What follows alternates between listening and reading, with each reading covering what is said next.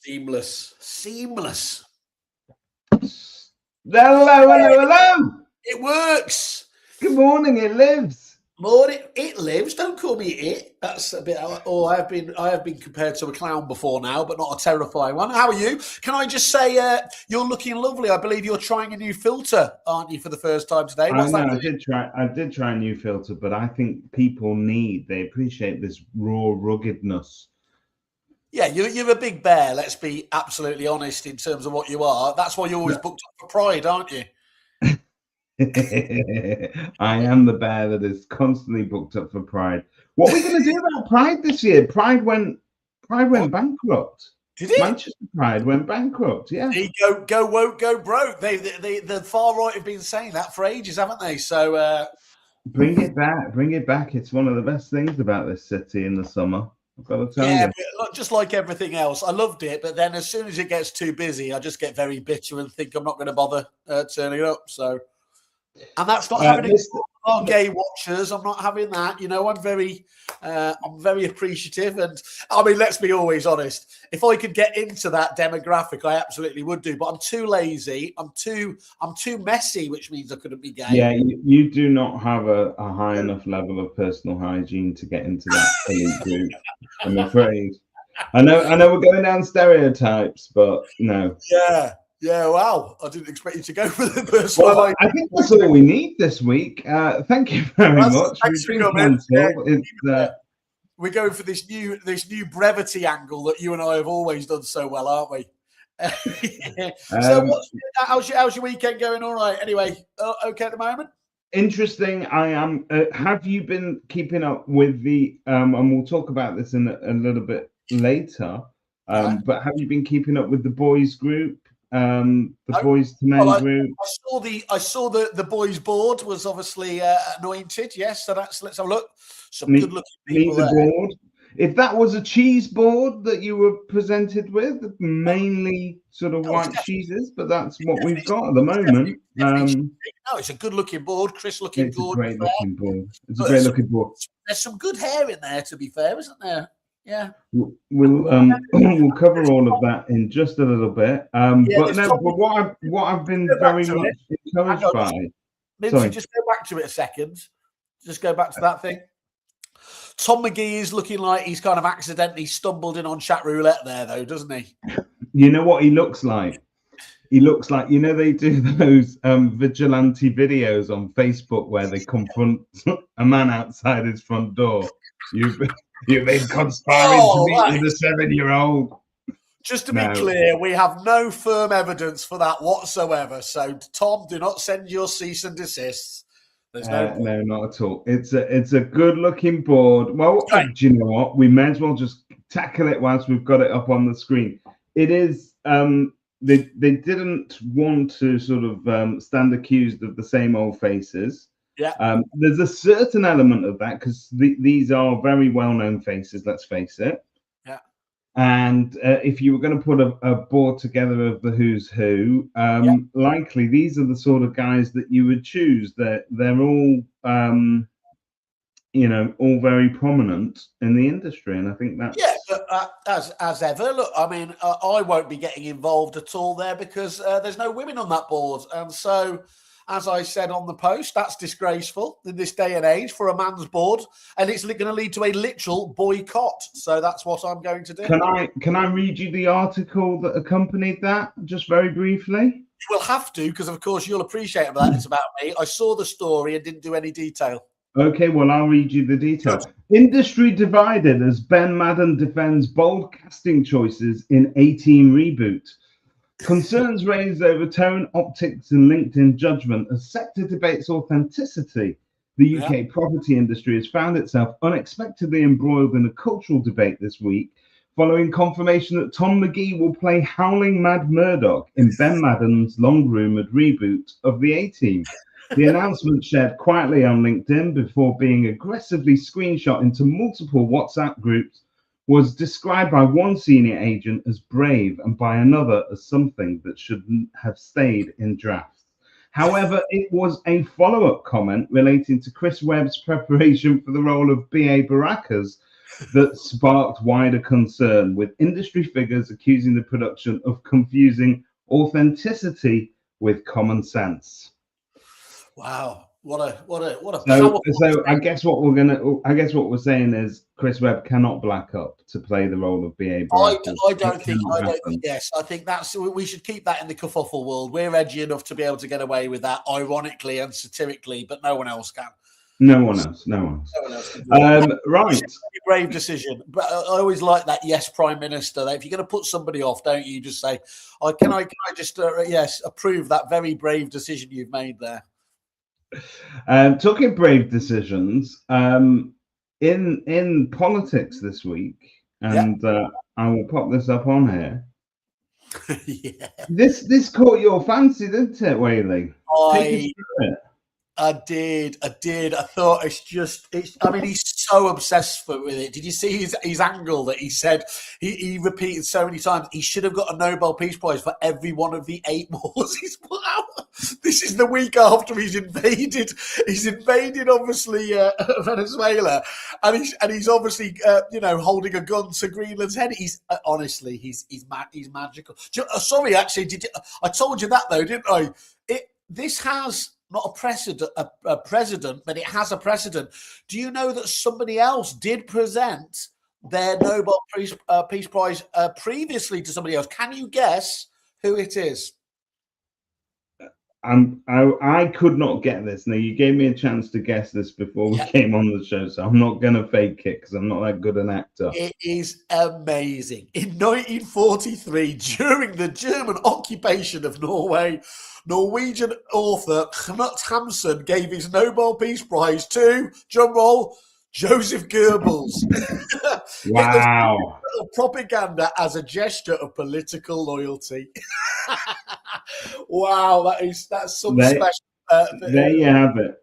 What? So what do you reckon's going on in this picture, other than somebody trying to buy their own presidency of Venezuela? What do you reckon? Well, apart from the fact that those garish, the garish decoration looks like it should be in Weatherspoons. Gold going on there. It's a pure and simple bribe, isn't it? But that's kind of how you get his attention. And so the internet does what the internet does, and you have a proliferation of memes of famous people presenting their awards back to Donald Trump. Arnold Rimmers, Arnold Rimmers certificate, lovely stuff. Certificate. You've got Gollum here, and the one ring. I have to say, Elijah Wood looking good as a woman over there. I tell you what, it's confusing, that, isn't it? That has actually thrown me a little bit. Yeah. First man on the moon. I know that AI gets a lot of grief, but this is where it comes into its own. This is amazing. Obviously, that very famous scene at the end of Star Wars, where they're picking up their medals. By the way, the irony is as if he'd be on the rebellion side. And we couldn't let this pass without a property industry version of this. So here is Michelle Gallagher presenting her EA Masters back to Donald Trump. Yeah. And it occurred to me whilst I was sort of designing this that I didn't have Michelle's permission, so I'm sorry, love. But secondly, where had I seen something similar before? And then it hit me. Simon Whale. Always trying to steal other people's awards. That was bad, actually. I refused. As she ran up to the stage that day, my recollection was I almost rugby tackled her. You know what my standard line is? I love to hold on to the coattails of success, and I think that's what we're seeing there. And my God, that's a reason for Monjaro to. Maybe that was what inspired the fat jab people to create it. I'll take that down. More of that to come. Good. More AI. What he gets up to this week. So this week is our special episode where we tackle the press. Yeah. And I think I called you midweek and I said to you, Whaley, what I'd like to do is to prepare a little game for you, which was I'm going to present you with real headlines. I'm going to present you with fake headlines, and I want you to see if you can work out which one's which. And whilst I was in the process of doing that, I thought, well, this is where ChatGPT comes into its own. So instead, I designed a GPT, a custom GPT, now available to everybody, to allow you to do that. So I'm going to bring that up now. First of all, I had no idea you had that level of technical skill. So that's very. Does Kerfuffle own the IP on that? Yeah, you do actually. It's actually credited to SM Whale. Don't know if you can see here at the top. Okay, so I'll lie, brilliant. So talk us through it then. So I'll lie, very interesting. So basically, it's much easier to do than you think. So there is so you can build yourself a custom GPT, and here I wanted to do something that will either you can input whatever you want, whatever subject you want, and get it to come up with a property industry eye and others. I mean, there are other publications, the Negotiator, there's a State Agent Today, and so on. Basically, a trade press take on the news that you're putting in there, or you can get it to come up with a random parody. So I can't wait to see what sort of prompts you put in there to try.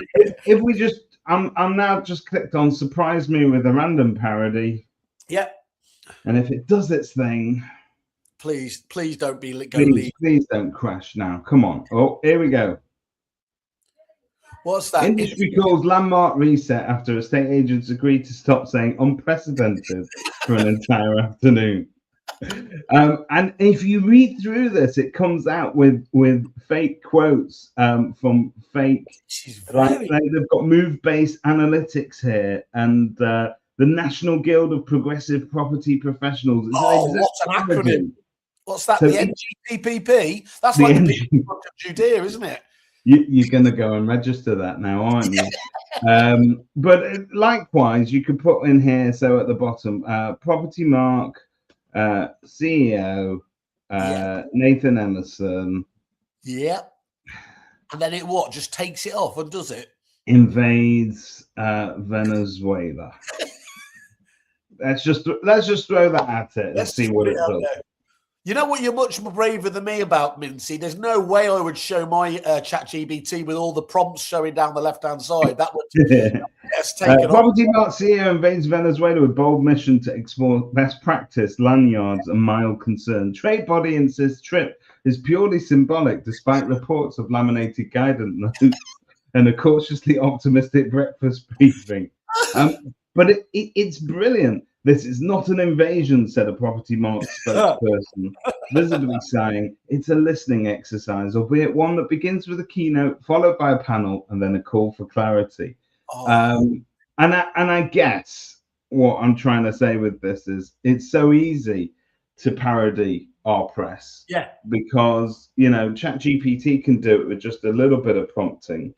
Yeah. And anybody now can use that, by the way. You can log in, you can put your own topics in there, you can test it, you can ask it to surprise you. So how do you do that, Min? So you just log into ChatGPT, go to the I will provide everybody with the link, but basically, it allows everybody to just log in there.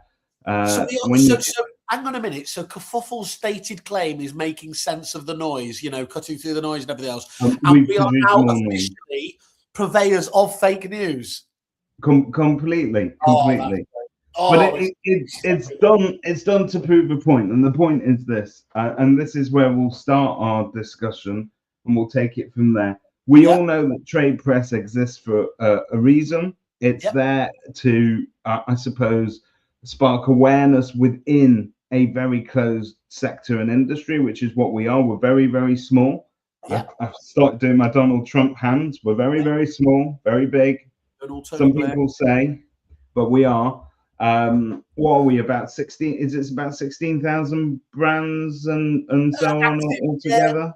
Yeah, 20,000 offices, 20,000. Okay, so not a huge industry by anybody's stretch of the imagination. Yet we need to have our own trade press. What is that trade press there for? So is it there to act as an echo chamber where basically we say, listen, Mr. Trade Press, we're playing nice with you. We're taking some advertising with you. We'd like you to put some messaging out there that suits us.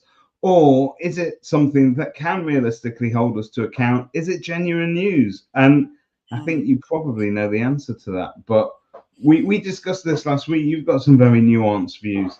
Has this podcast become a mashup of Laura Gunsberg and 3, 2, 1? Our very own Dusty Ben. There you are. He'd love that. I'll tell you what, just before we go into it, and I think it's a classic example actually of, where it is. Did you see the top story actually, I think in the Negotiator this week, was that they are launching essentially a version of Dragon's Den. And let me just read it you out here. So what is it? It's going to go on Amazon. So Dragon's Den for the property world seeks applicants. Amazon is calling for applications of a property investment show with participants pitching residential, commercial and mixed-use schemes to angel investors in a Dragon's Den style format with funding decisions made live during filming. The latest series of Amazon Prime's Property Elevator is scheduled to air in autumn 26.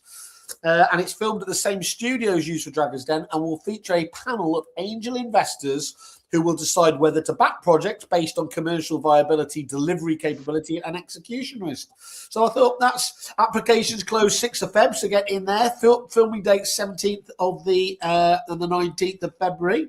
Do you get the impression that is that tech ideas? Is that innovation, or is that like we've spoken about this for ages. We were talking to our good mates over at PBS about it, weren't we? The idea of whether I went egotistical and went Wales Den or whatever else, but that idea to get a few prop techs together and obviously get people, challenging the ideas, and if they wanted to get involved. I remember this now. It wasn't Wales Den. You were brainstorming a name, and we came up with Wales Blowhole, and then we decided that would be censored.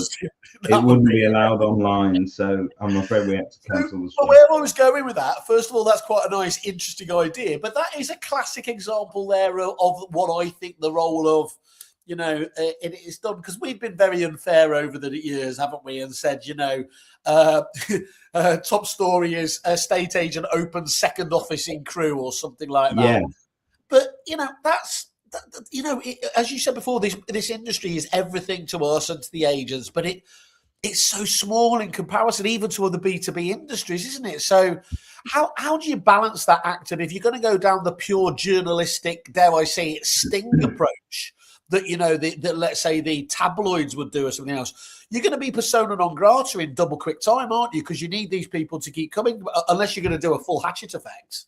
So that's the thing. It's the commercial reality of this industry and look, I think it's something that you and I, certainly I have. I think you balance it much better than me. I tend to be a bit more edgy when I need to be, but you have to think about your commercial paymasters sometimes when you're giving your views. So are we ever completely blunt and truthful? And as much as people might mock this particular podcast for being a little bit irreverent, it does have grains of truth that we're not afraid to sprinkle out there from time to time. But the thing is, do you say what you see, or do you sort of say, actually, I might need to do business with these people, or as one person warned me about 6 months ago, somebody called me, who shall remain nameless, but he said to me, listen, you want to watch what you say about a certain individual.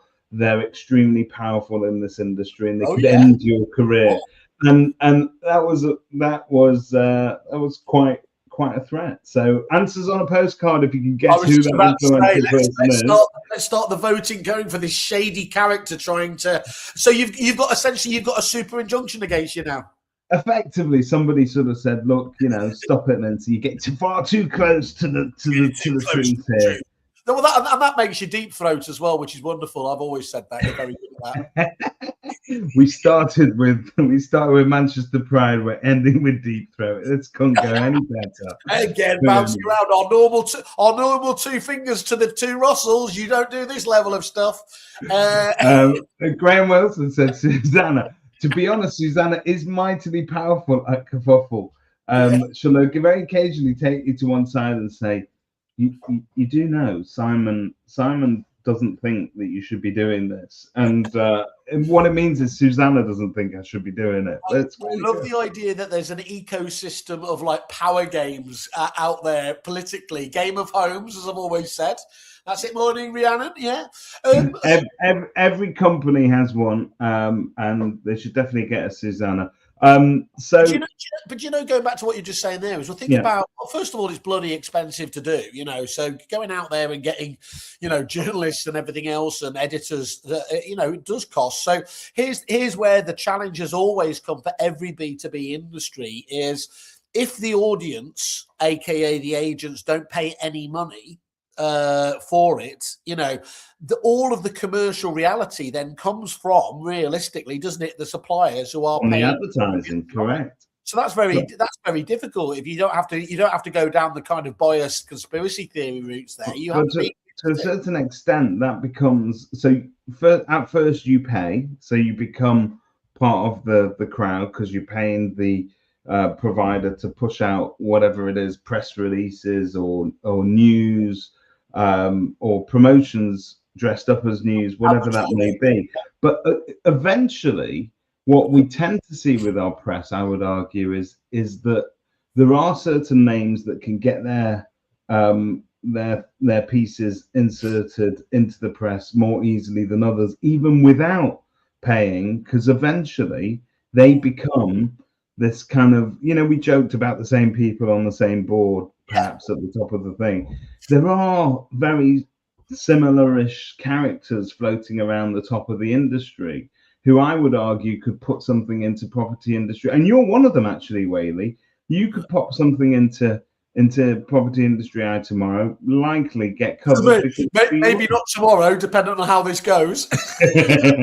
No, but do you know what I mean? So I think, and rightly so, because if I was running the industry press, I would say, yes, well, I would want to hear from Verona Frankish or Kirsty Franks or from Ben Madden or from Christopher Watkin or from Mike Day or from Chris Webb or from, I can go on and on. We could play this game forever. Lots of thought leaders, obviously, yeah. Yeah, so you wouldn't want to discount their entries. On the other hand, how do you then do that whilst also encouraging, other people to step up, other names that you've not heard, and for every sort of main agent that gets a lot of limelight, there's an Adrian Napper out there. Morning, Adrian. Office and crew. I love Adrian. He turns up to all our conferences. He's ace, isn't he? Lovely. He's amazing.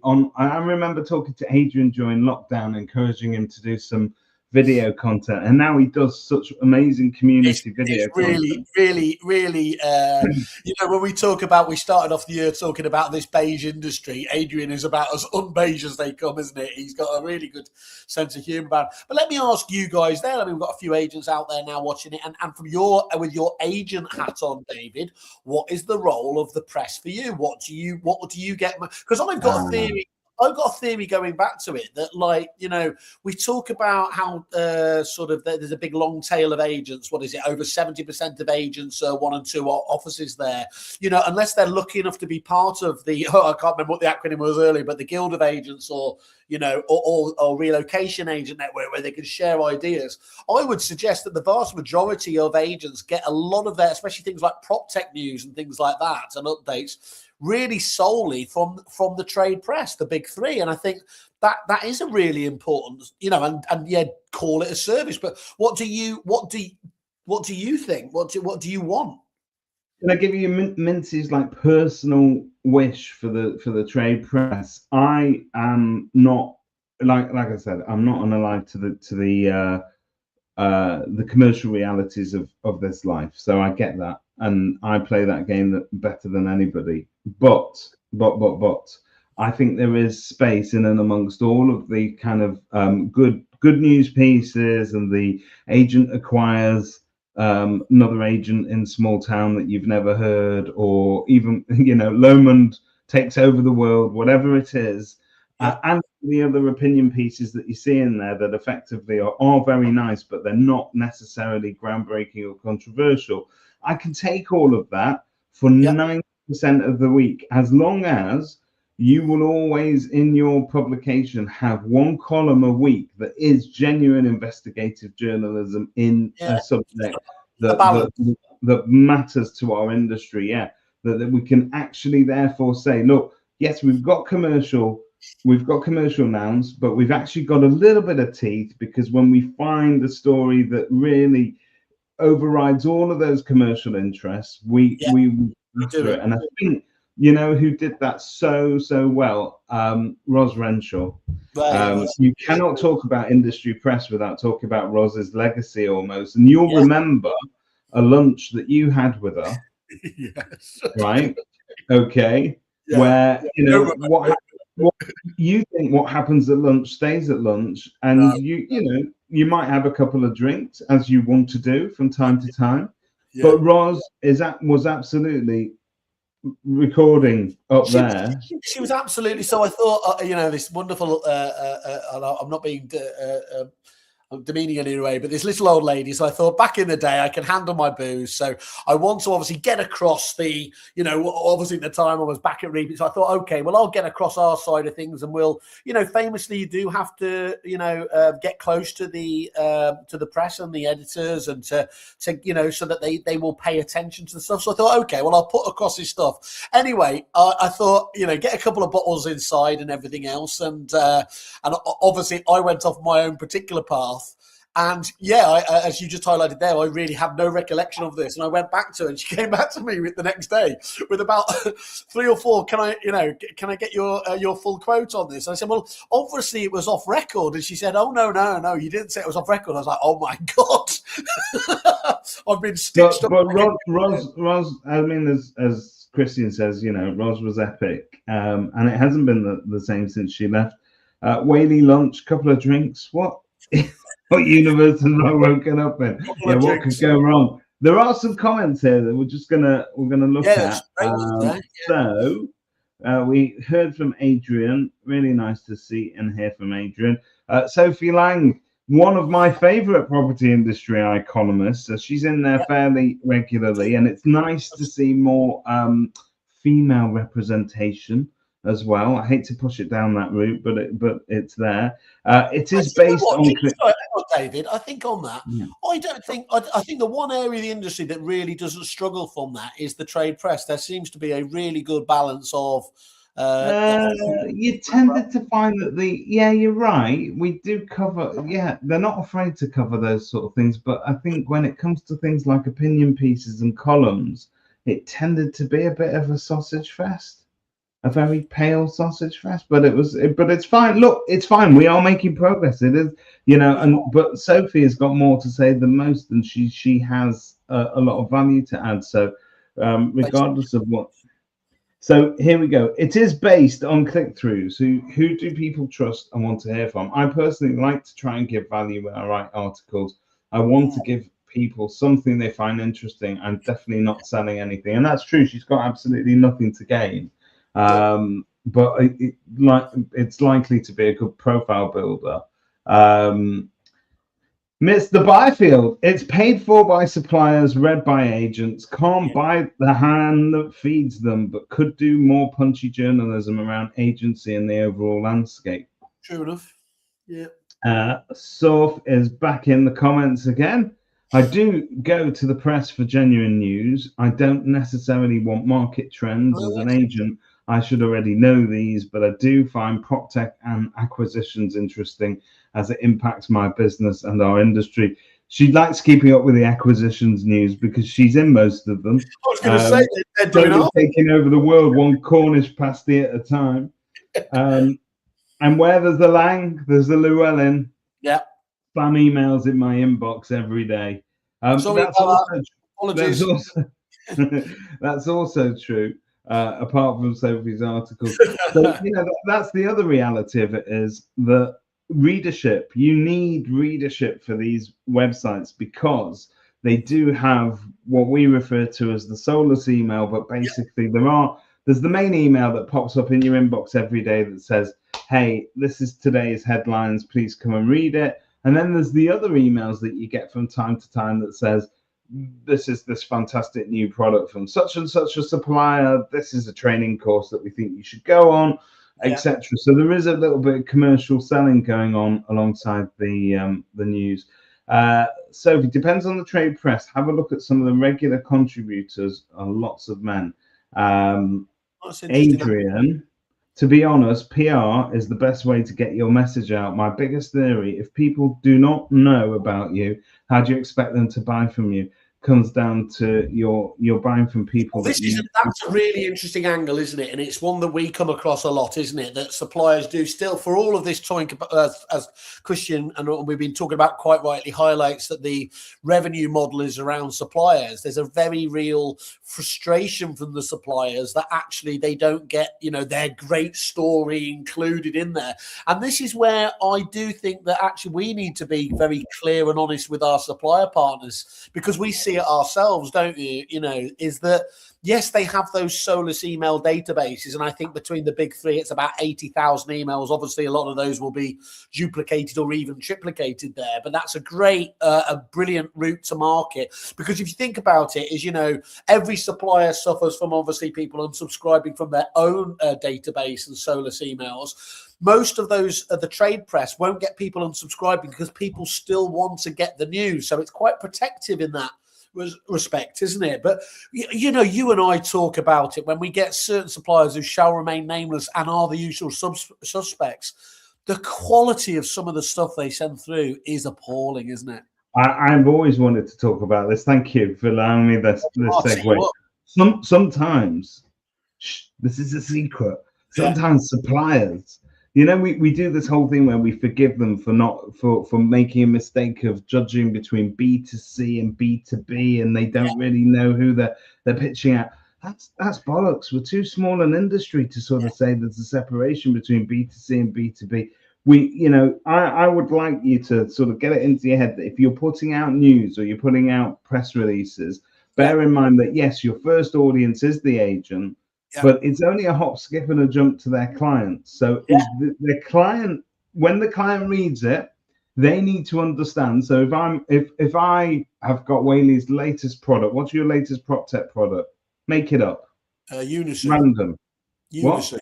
Unisu.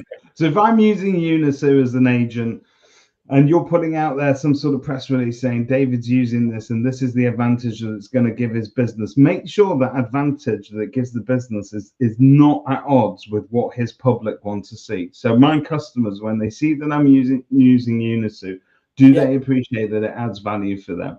And I think, so there's two things here. Number one is not all suppliers are great at marketing. And not all suppliers are great at PR and news. And I think that we can get a lot better at it. And there are outlets, obviously, that can help you with both. But you need to be mindful of who the audience is, and also the fact that it's such a small little industry that it can overspill into that B2C sector very, very easily. If it's not helpful for B2C, I'm not promoting it as an agent as B2B. This is where the value of somebody, and I'm honestly, I can feel myself gagging, but somebody like obviously a Russell Quirk, that's genuinely where that extra value comes back, isn't it? Where it will bounce. Do you remember the story? I can't clip this bit where he talks about gagging on Russell Quirk. That'd be gold.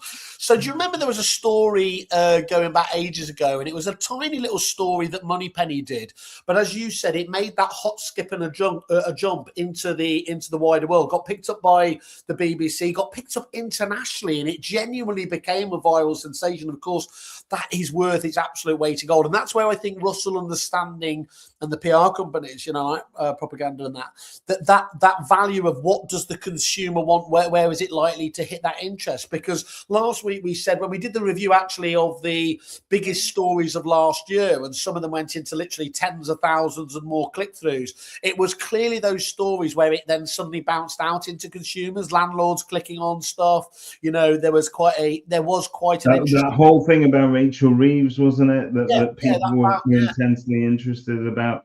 I think that's where the Venn diagram between our world, property world, and real world sort of cross over. That's always very interesting. That's a shit analogy, Mintzy. You've got to go Ghostbusters. Don't cross the streams. Don't talk Venn diagrams. We'll talk about crossing streams and crossing swords in a minute. Samantha, an EXP superstar royalty, joins us this morning. Thank you for the shout out last week whilst discussing the self-employed world. I attended the estate agents dinner with the Baldock brothers on Thursday. It was so nice to be surrounded by many influential industry leaders without being sold to. Awesome podcast. So that is a theme, isn't it? That people do feel sold to, whether you like it or not, either through the press or through conferences. But Samantha was on stage at the Kerfuffle conference last year, so she obviously wasn't selling to anybody then. But the point is, there is that delicate balance. She's entirely right. Well, I was just going to say, to do my Rupert Murdoch, take down her comments straight away, because, of course, the minute you start talking about that Baldock's evening, that I have tried, I've tried 3 different disguises to be allowed in there, of course, and I've been blackballed. If you my friend, Mr. Watkin, here we go. I'm wearing your T-shirt, Mr. Watkin, not as influential as Christopher Watkin. Chris Watkin. Sorry? Spelt his name wrong. It's Watkins. Watkins, exactly. Create great, interesting, educational, entertaining content for the audience. Yeah. My question to Christopher Watkin is, and I know we differ on this, and this is why I think that those articles on subjects such as Rachel Reeve, for instance, do actually spill out into the public, because I think that's of genuine interest. When we, Sophie mentioned stats, statistics, and so on. Chris is a great purveyor of statistics. He is the industry stato. A lot of his content that agents push out relate to market industry stats of their town. So Chris is absolutely right. If you can get Grantham or wherever you happen to live into the headline, that is what draws the eye of the vendor. But my question is, how interested are people in stats? Have we now become actually immune to statistics, because that's what a lot of the kind of publications push out? Do we see too much of it? Does it have context? Does it have meaning to me as a homeowner? It's just, there's no right or wrong answer. What was interesting there was Sophie's comment earlier, because, of course, from my point of view, and I suppose this is horses for courses and, different audiences, but I genuinely really get a lot of value from, from those more data-led elements and everything else, and seeing Chris's, you turning data into actionable information and really interesting information, I think is absolute gold dust, to be honest. But it's interesting that actually she thinks that potentially that, that isn't as interesting. I've always said that I get there is a local agent here, shall remain nameless. In fact, they're not even that local. They're probably about 6 postcodes over, but they target this area where I live. And as an estate agent, I love getting those touting letters through the door, because I like to critique them. But every now and again, I get one which is literally, it's an envelope that is just bursting at the seams. It's full of wadges of paper. I wish it was full of £5 notes, but when I open it, it's probably about 27 sides of A4. Yeah. And it is a very long love letter, and it's basically, dear homeowner, this is what's been happening in your area, and it goes into such granular detail with the statistics. And is that one of Chris's? Because Chris does that service, isn't it? I don't know if it's one of Chris's. I'd be very surprised if Chris thinks that the average homeowner is going to still be reading after 27 pages. But I just thought, it doesn't particularly have a call to action. It's just full of stats. It's full of, this is how many viewings have happened, and this is why, this is what's happened to the market lending rates. And I get it. For us who work in the industry, that's the sort of news, we all rush to put out a little video after every time the Chancellor announces something, or there's the Bank of England holds rates at the same amount. What does that mean for local homeowners in Prestwich and all that sort of stuff? It's good, but and we think it matters, I think, a lot more than it actually does. So just on that, do you think one of the challenges are maybe the maybe the difficulty of remaining relevant in the trade press these ways. And it is true of why, in the wider world, famously newspaper, sales rates have cratered, haven't they? Because we can get so much information. And as you know, I'll give you a little shout out just for once. Your Substack emails that you're doing are really, really good there. But of course, there are so many ones. So you mentioned it before, actually. It's very few. Why a lot of the suppliers are so crap is because actually, just like with agency, lots of them are very small businesses. They don't have the ability to have marketing managers or resource, do they? The likes of Good Lord, which are, hugely impressive, go into a lot of detail around stuff. They are in an absolute minority, aren't they, there? Whereas we've got now more and more people out there, though, going for guerrilla kind of marketing like you are doing with your Substack stuff, and subscribe if you can do. I think what I would say there is that actually what I've noticed in with the suppliers is that there are some of those that employ very professional marketing managers who come to the fore with great experience that they've learned elsewhere, and maybe marketing degrees. And what they fail to understand is the mindset of both the agent and also the agent's public. You have to understand that people selling or letting their houses, if you're letting your house, you care immensely about your security as a landlord. Like, where's my money going? Is the agent going to be safe with it? Am I going to be okay? Am I going to be liable if this thing burns down overnight? All those sort of worries that a landlord has. As a seller, how much can I get for my primary asset? How quickly can I do it? And can I reduce the stress levels on it? Those are the things that matter. All the other airy-fairy nonsense that we talk about are very, very, very much secondary to all the information that we're pushing out there. So we need to kind of bring that back into our view every time we're planning things. Well, as Chris says here, David, so he's talking about why aren't suppliers good at marketing? What's the excuse? I think Chris, who is a marketer, find him on LinkedIn. He's a good mate and a good lad at that type of things. And I've had conversations with Chris because Chris works outside of industry as well, and he's looked at the travel industry and everything else. And we've spoke about the peculiarities, because every single vertical industry does have its own kind of uniqueness around it there. And I think that's the nature of a trade press, isn't it? Is to be insular, and as you're talking about. And then Chris goes back on here to say, where does he say here? 95% of trade press releases are thinly disguised advertisers. No wonder they don't work. The only thing I would say is, we and everybody always talks about how brilliant street groups, marketing is, isn't it? And they unashamedly, they are leading with thought leadership, but they're also very promotional about what they're doing. But they do it in a very, I've always kind of highlighted, Apple-esque style, don't they? And so you can, if you do it right and you do the quality, you can still have your cake and eat it, can't you? In terms of being interesting and educational. Shameless plug here, but I think this is something that you are going to see us advertise or talk a lot more of in the future. Last year, I was approached by a supplier, a very well-known supplier, who have teams that are based abroad and also locally.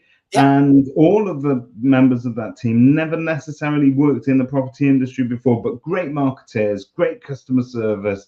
All they needed was the property insight. And I ran a training course for that supplier to take them through the day-to-day life of an agent, to explain to them the challenges that a common sort of commoner market estate agent will experience in the UK, to explain to them a little bit about the marketplace, the public, what they want to see as well. And I think there is a role for us to, you cannot just wake up one morning with all of that knowledge in your head. And I don't expect any of you to just drop your jobs as marketeers and go out and become estate agents to learn, to deep dive and learn how to do the job and how to speak their language. But we can train you to do it. I think we can train you to do it. That actually proved it. Let's have a look at some of the other comments, because there's loads of them. I was just about to say, this one's an absolute. Byfield. Can I pivot you boys? Always, Christian. You know that. You don't even need to ask. Just go for it. Russell Jarvis posted on LinkedIn the other day on a client who mandated that they won't hire women, as Rainer they declined the business. But is that enough? in the face of such blatant misogyny? Shouldn't businesses like that be named and shamed or quietly reported to the relevant authorities? Allyship is all well and good, but treading gently won't tackle these epic dinosaurs. Wow.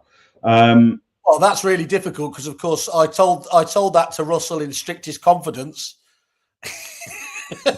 we don't want anybody getting themselves knocked up. But that's so if you know what, that is the reason. So that is the reason. Let's just go back to this. The main reason that people will not employ women, or whether they have an overt policy where they've told that to a recruiter or not, the reason is that they are worried that women of a certain age will choose to go off and start families, etc., etc. Why else would that be? Why else could it be? Given that most of the women I've ever worked with are far more effective than I've ever been, why would you not employ them? Why would you not employ? I think that one was for you guys and the women in the estate agents. Yeah, first of all, as well, that does show that there's a classic shout out in terms of, we were talking about that investigative journalism or that Ros Rentral style one there. Having a story like that a week, whether I think it'd be difficult to name and shame because you'd probably get into a whole thing. But what would be fascinating there is if a journalist then got wind of that. They spoke to Russell and said, "Is it okay to approach them?" and then got a statement from them. I think that would be, without a shadow of a doubt, the most viewed story of the week. I think Russell obviously putting that out there into the public domain goes about halfway into doing that, and I think he's probably done as much as he can do. What he's done is he's called out that potential client online. He's not named and shamed because I think legally he couldn't anyway. And he's basically stated his company's values, that I will not deal with a client, I will not place a position where you are discriminating. Not least that it's unethical, it's against the law, it is illegal. It's just stupid. It's just stupid, though. Isn't it? I mean, that's it. If you come back to every little angle about it, I mean, it's like, what century are you in? But anyway, Adrian Napper, people fail with PR on social media because they put one message out. For it to work, it needs to be often and regular, not just sales, but not for sales, but for recognition. Very true. Yeah. Never a true word said. Mr. Dobrin. Shalom, my friend. Good morning. Hope you're having a nice bagel or whatever you guys do on a Sunday morning. You guys. I can say that. I can say that. So multicultural, this show. I do that. An anti-Semite whale gets anti-Semite criticised by the Board of Deputies. Simon Whale. We'll go down halal food. That's the one of the far right at the moment, isn't it? Right, Christopher Watkin. When someone finds out you're an estate agent at the party, they always ask the same question: how's the market? Yes, they do. They always ask that. What they want to know is that the market, generally speaking, is good, it's bad, it's got opportunities, it hasn't, things are slow. Whatever it is about the market, they're concerned about the price of their house. They don't want my answer to be, yes. Well, interestingly enough, 19.7% of all home movers this week that registered were first-time buyers, and we've sold a total of 1,233 houses in the last quarter of last year. That stuff is not party fodder. No, do you think it works in other industries? You're talking to an undertaker at a party. It's like, is business good? Is it? Yeah, it's great. Look, it's a flu epidemic. Lots of people are dying. Couldn't be happier. Proctologists. What was your best? Can I just tell you? Although we generally make the coffins one size to fit all, 99% of the people are under 6 foot. That's just. I'm just telling you. And bamboo is a real top seller because of the whole net zero thing at the moment. Can you imagine Dataloff coming out with little pictorial designs that sort of says, did you know your hair continues to grow after you die? Well, it doesn't actually in brackets. It's just that your skin is receding. Yeah, you carry all of those interesting I tell you what, if this isn't a shout out to your Pi or I ChatGPT tool, I don't know what is. We're going to have to go on that later. Brilliant. From the sublime to the ridiculous. Here we go. Soph, I don't get a lot from stats in the local area. I get more traction from sentiment and community-led stuff. So I think that is. Sophie, just on that, and I keep again. I repeat. Mr. Watkins endlessly about his whole digital mayor angle, and I think that's such a much more interesting angle that Sophie highlights there. Is if you do spend the time and you get the sentiment and that community angle there, that's the stuff that on a local basis, at least for your client base and demographic, is going to be catnip, isn't it? Here we go, Mr. Watkin. Agree. Stats by themselves are dull. So I agree with David. It's all about talking about the property market and using the stats to back that up, which I believe is everybody's interested in, because everyone's interested in the value of their own home. I think that's also true. Sophie then goes on to say, for local people, they need to sell. And when they need to sell, usually because of a life event, they don't look at the stats and decide to sell based on that. It does demonstrate your knowledge, but I don't think it has the impact that is intended, which I think is probably true as well. Chris Perkins, the end user isn't interested in what agents are interested in. The key to all of this is understanding the customer need. The agents and the suppliers aren't doing that. Okay, fair enough. I'll tell you what's true there, isn't it? You know, we've been talking about this not just from this marketing point of view or from a trade press point of view, but those suppliers that obsess about just impressing the business owners, whereas we keep making the point that almost forget about that. If Rightmove, you know, famously has said that they don't worry about the agent. That's not true, of course. But what they do know is if you deliver for the consumer, actually everyone else follows anyway. And I think we far too right. Do you know what that is? That's your keynote lecture today. That is the be all and end all. Rightmove do this better, and it's why they frustrate so many agents. They're an amazing marketing resource in terms of the fact that it is the biggest shop window to the world. End of story. You could say that it doesn't innovate enough, it's not changed enough. It doesn't need to, because people are still buying the cakes in the window all the time. But the point is, what they do so well, and the reason why that we as an industry don't necessarily have a voice that's particularly relevant to them, is that the end user, they're a great classic example where they've managed to get through to the actual end user, the member of the public, and the member of the public thinks that Rightmove is the place to start your home search. Because here's the thing, their content, if you want to call that, is absolutely dynamic and up to date by default, because obviously all the property shit in the marketplace and everything else is literally the most up to date it can possibly be. It's really interesting. You know, we talk about know, like, and trust. Yeah. The public, for better or for worse, trust Rightmove. They trust that when they log on there, the majority of all the listings in the marketplace are going to be there. Somebody just walked past your screen. George has just come in, and this is impressive. He's come in to find his work for his revision. You all right, George? You okay? Oh, we did. Mintzy. Hi, Mintzy. Morning, Georgie boy. Is it GCSE revision? Is that what he's doing? Yeah, it's his second or third year of retakes at the moment. He's 19, you know, now.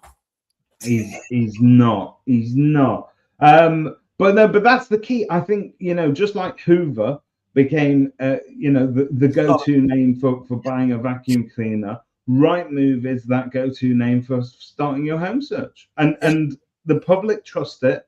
The public don't have any feelings, you know, for or against it. You might not like their app. You might prefer to go on to Zoopla, which tries to sort of tell you other things about the property. The point is, Rightmove is the number one. Yeah, watch it. And look, you know, we've got the built on trust angle for our conference as well, isn't it? We were talking about that the other day, isn't it? There's many forms of trust and everything else there, but that trust that the public have in them is something we need to explore, isn't it? Because they're, you know, to have that element is really important. Rhiannon, I suppose it's jumping on trending news to gain traction on your socials. Absolutely. Trending news, local news, national news that you think will rhyme with your public. A lot of suppliers, this is Christian again, a lot of suppliers are incapable of conveying their product and benefits in an elevator pitch. If you can't do that, you won't be able to convey it in an advert. Simple. I'm smiling as I read that because famously, Christian and I had to bin off an entire webinar where his elevator pitch went it went out the window, man. And you know, we can be, but that he's a great example of somebody that is so passionate about their product, and he, you know, sweats every hour of development on that thing. So when he explains to you that the Reaper integration is great because they've tested it with the biggest, you know, you can see that he's lived through that and it matters to him. It's whether or not that then again matters to somebody who doesn't know who Reaper are, who doesn't know who Christian is, and how much time he's invested into the product. It's famously PropTech 3.0, as I definitely christened it. You know, agents doing it for themselves, isn't it? And I think that's the other exciting angle is, you know, that concept of agents having to solve the perceived issues out there, you know, because they now have access to tech in a way that is better than. Oh my God! Shut up, dog. The random LinkedIn user, sorry, but sometimes it doesn't bring the names forward. So if you can identify yourself, maybe it's somebody called LinkedIn user. It might be. I'm sure that's very rare nowadays. I think they're talking about the Russell Jarvis story there. Nowadays, biggest issue is employers are worrying about anyone leaving to do it themselves today. I think meaning go self-employed, possibly. And I think that is another show. Maybe we're setting up next week's topic is the big self-employed debate. Do they jump? Are they pushed? Are you worried about nurturing talent in your business these days for them to only to go self-employed? Are you going to see the writing on the wall and think actually self-employed is the future of this industry, and therefore I'm going to jump together with them? So I'm going to take my agency, I'm going to make it a self-employed model so that I don't fall foul of this. Where are you on that debate? It's very, very models. I've had a couple of conversations this week with traditional agents that are obviously looking at potentially going down this route. And I think Ian White has famously always spoken about, and I think Ian Preston as well, going back to it, is talking about, well, obviously, if you don't present, or at least this is the view of some of them, the independent agents, if you don't provide them with that ability to, you know, have that personal agent approach, do you risk them obviously leaving the business anyway? So I think that is quite an interesting angle there. But I think loads of them don't know where to get started, don't they? And you've got so many different choices now with talk, obviously, is exploding, obviously, like never before, and going for those traditional agents that we were talking about, they're able to convert across. So yeah, I think there's a bit to be gone on there. I think there's a whole show and a half on that. I think the self-employed model is something that's very interesting, because I would also argue that in and amongst all this talk about self-employed, we leave out the elephant in the room, which is this isn't new, guys. This is effectively a franchise at a much more affordable level. Yeah. So we've all, you know, franchises have existed for a long, long time. It's empowered certain people to get. We could throw in a quite interesting angle on it as well, though, of course, is we were told for many moons that obviously online agency was going to transform and destroy traditional agency. Where does the traditional online agency sit now? Obviously, they're still doing numbers, but nothing like before, aren't they? Because I think what EXP have probably proven more than anybody else is that faceless online agency isn't something that the public necessarily want. But more than that, the more faceless your business is, the less accountable you are, and actually the less of a fuck you give, because actually the public don't know who you are. So, the service that you provide will likely to be a lesser service. And I've just seen that one there. That one from Chris is brilliant. Yeah, talking about the conversations. Taxi drivers, what's the classic? Or hairdressers. Have you got any holidays booked? Are you going anywhere nice? Sophie Watkin, I think that is because it's the only thing they know to ask when you're an estate agent. What else do you ask? Yeah, wow. What do they ask you to PropTech? Have you worked at all this week? Best conference ever been was an Undertaker's. Really? Oh, that's got to be a story. We need to get to the bottom of that one. It was deadpan. Our very own, the lost son of Kerfuffle, Stuart Feldman. Hello, Mr. Feldman. Mr. Data, Mr. Prospecting. Data is for the agents to understand the market, but it's for them and to then use to attract the homeowner, not to send the homeowner the data, P.S. Morning, love you, Daddy. It's great. He's not getting overtime for that, Stuart, just so you know. That's if this is on your own time. Stuart, don't burn yourself out, pal. I'm watching you. Exactly. Take those weekends off. It's true, that, isn't it? It's good. It's another good point. It is, yeah. Look, I think it's what you do with the data. I think Stuart's right, and I think that Stuart's been working a lot with Dataloft recently, hasn't he? And I think one of the nice things about Dataloft is that they will give you the stats, but they will give you also marketing assets that allow you to convert those stats into something that does resonate with members of the public. And is easy to understand. So I think he's bang on the money there. Well, the stuff we've been having a long conversation with Rory, haven't we, over Dataloft? And they're genuinely, I mean, they've always been one of those most, I think it's Simon Ledbetter's Voice the Agent, haven't they? Again, one of the best known brands still obviously out there in the marketplace, aren't they? So this will form part of our fantastic, great self-employed agent debate. But LinkedIn user, whoever they are, agents being sold to by their own every day to go solo. So I think this is a really common theme, and it's one of the things that does irritate me quite intensely about self-employed agents, although I love the model. And what irritates me is that as an agent, I know how important it is to stand up and to talk to your public about how good you are at selling houses or who you are helping to move.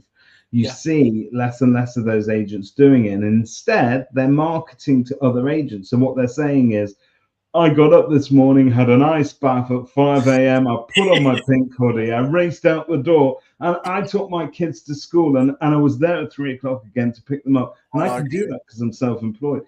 But I guess what I'm trying to say is, if you are constantly extolling the virtues of the self-employed model and trying to recruit new agents to join up, how does that look to your public, who, let's face it, can see you on LinkedIn? They can see you on Instagram.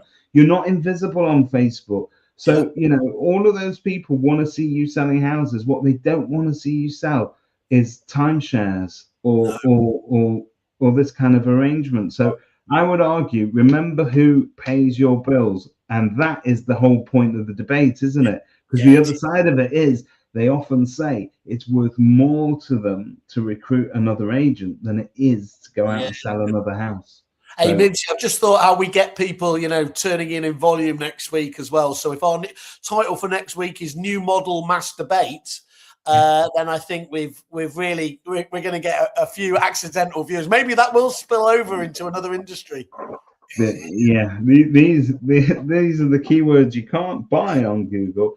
Adrian Napper, if you're worried about employees jumping ship, just make sure fully branded with hoodie. Branded cap in each and every video. Yeah, look, there are ways to do it, and I think there's always been an anxiety, isn't there, in the day and age of we're talking about personal brand. How much, you know what, Whaley? Let's lift the curtain behind Kerfuffle. You and I recently had a chat about you know, whether me building my personal brand, for instance, at what point does that just become Mintzy's forgotten about Kerfuffle and gone off? So we all have members of our team that we really love and want to invest in, but when their personal brand gets to a certain level, are you then worried that they are likely then to defect or to go off and do their own thing? And this really lies at the crux of the whole self-employed debate as well. Yeah. No, I think it's a really interesting one. I am going to go on your ChatGPT with that story as well. Well, look, we've hit the hour mark, so I think we've got to give Adrian Napper our Podder of the Week award. Well done, Adrian. So look forward to seeing you there. Absolutely excellent debate. Thank you. I love it when people. For the rest of the day, Mintzy, I've got a Chinese hot pot. You going to that new place in Manchester where you cook your own thing? Your own stuff, yeah, exactly right, yeah. Well, do take some photos. It's meant to be absolutely phenomenal. I'm not doing any hot pots, but I am about to go to karate to pick up one of my kids from there. I like to go in early before they're finished so that I can embarrass them a little bit. So I need to get on that. Wishing all of you lovely people in property world an excellent week. Go sell some houses. Go make some money. Oh, honestly, God, you must be so dull to be at our party. Hey, Have you got any holidays booked, Whaley? See you later, guys. Everybody, have a great week, you lovely. Oh, hang on. Whoa. Last minute entry. Oh, James White. James White has got a group on Facebook, by the way. If you're not part of it, join it. I love it. He is actually very, very interesting to listen to. He puts very provocative comments in there, but I like him. Anyway, advertising. I'm really quite old-fashioned. You have to look at the lack of comments as a guide to the relevance. Similarly, the correspondents have been the same for years. That's true. There used to be a time where the Property Industry Eye columns would be populated with loads and loads of comments. It'd be quite a toxic environment at some point. And that's kind of petered out now. You've just got the same old faces, haven't you? I think that's interesting, actually, because I would argue there's probably not as much debate as well, or there's not as much people there. So, like famously with social media, the algorithm helps is being driven by negativity. Is that do you know? Is it that classic thing where we all rail against it and say we hate it, but we actually secretly need it? I don't know. Watch this space. Right. Have a lovely week, everybody. Take care. Have a great one.